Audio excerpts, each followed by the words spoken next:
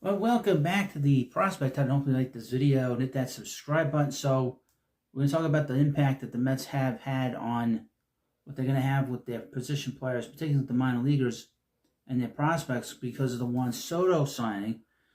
This is from SNY.TV. It's, when you sign a big player like this, it has a domino effect throughout your whole organization. That can't be ever forgotten.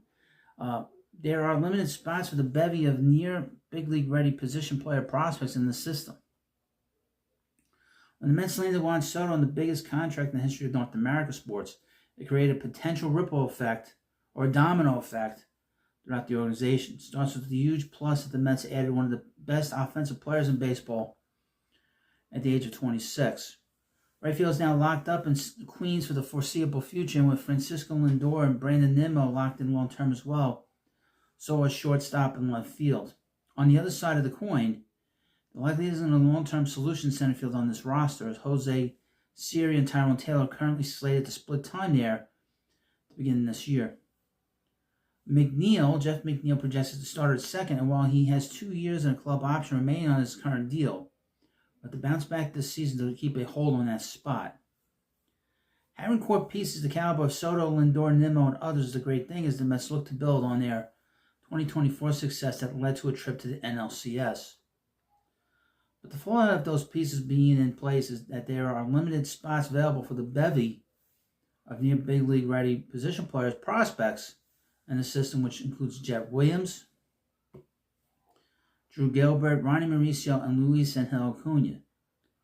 All four of those players either recently ranked or currently ranked among the top 100 prospects in the sport. And in SNY's latest top 30 list, which I did a video on this channel, I projected MLB ETAs for Williams and Gilbert in 2025, while Mauricio and Acuna have already debuted. Williams and Acuna project as pure up-the-middle players to the next level, having spent time at short, second, and center field during their minor league careers. Prior to tearing his ACL last December, Mauricio showed the ability to play both second and third. He recently began baseball activities again, and it will be important to see how his athleticism and lateral quickness rebound from the major surgery. And it's taken him a long time to come back, from what David Stearns has said. Gilbert, on the other hand, is more of a convoluted discussion. While he can play center and should get opportunities there, evaluators believe his best fit long-term might be in a corner outfield spot, with right field being the best spot for his plus arm. Now, the thing about Gilbert and his arm, he was a two-way player in high school, and he became an outfielder purely when he played for the Tennessee Volunteers, and he has a gun. He's got a right fielder's arm. So I'm sort of wondering that if he were to get to the majors, they'll do some kind of mixing and matching, putting him in center and then putting him in right, and put Soto in left and DH, and at some point Brandon Nimmo. I think Brandon Nimmo's future will be as a DH eventually, just to get him off his feet, especially as he gets older. And they'll put Soto in left field. Right field is not a great fielding place for a guy that's not a great fielder. And that'll be a real challenge for Soto and the Mets to figure out how he's going to be in right field. It's a big reason why they brought in Jose Siri, who's probably the best defensive center fielder in the game.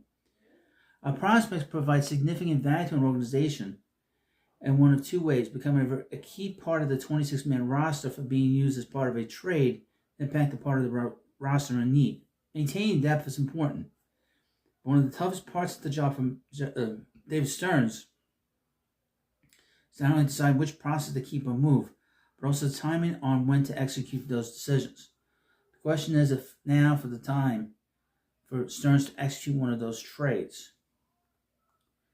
Mets have a clear need for stability in the rotation. Now there's a little bit outdated, but they did sign Sean Manaea. But there are other names on the market that are free agents. They mentioned Corbin Burns is still a free agent. Nick Pivetta is still a free agent. They have qualifying offers. I've not heard the Mets really connected to Burns at all. I heard them connected to Pivetta, but the Mets signed Manaea. They're not going to bring those guys in. During the winter meetings, the Mets made a push for Garrett Crochet, which got traced to the Red Sox. Dylan Cease, whose name is out there. Jesus Lazaro got traded to the Phillies. And Pablo Lopez, recently, he's of the Twins. And then, of course, we got Luis Castillo, the Mariners. It seems like the Mets are out on the Mariners and any kind of trade with that.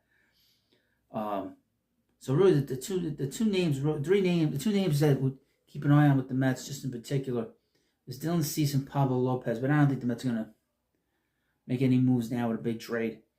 Williams only appeared in 55 games between the minors and Arizona Fall League after undergoing wrist surgery this season. Could that potentially impact him being a headline of a bigger trade? The Mets don't view Gilbert as a long-term center fielder. He could make sense as a piece to move to add to the rotation. Could Acuna be a possible sell-high candidate? He didn't have a big statistical season down in AAA, but he made a huge impact at the big league level down the stretch. It was only 2 weeks, 39 bats.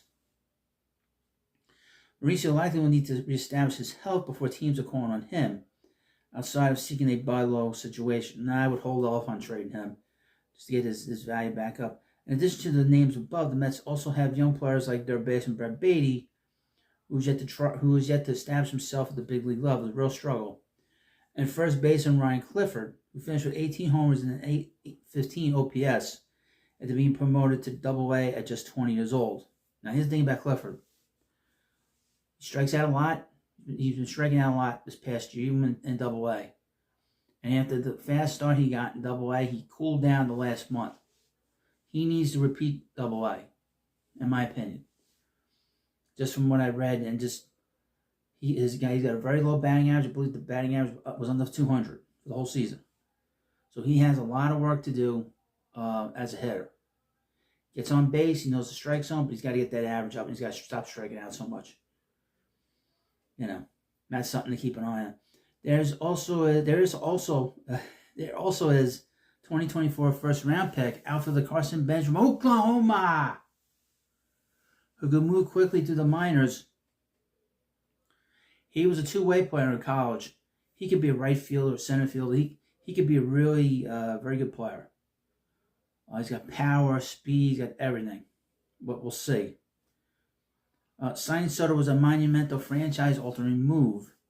What comes from it is that Stearns will now have to make the hard decision on which players will be part of this core and this team going forward, and which of them benefit the organization more as a trade chip this winter or at the deadline. Now, the belief is with the Mets that they will sign a big bat this offseason, probably Pete Alonso, and maybe or maybe not sign another player before we get to spring training, or they'll make a deal at the deadline for another bat.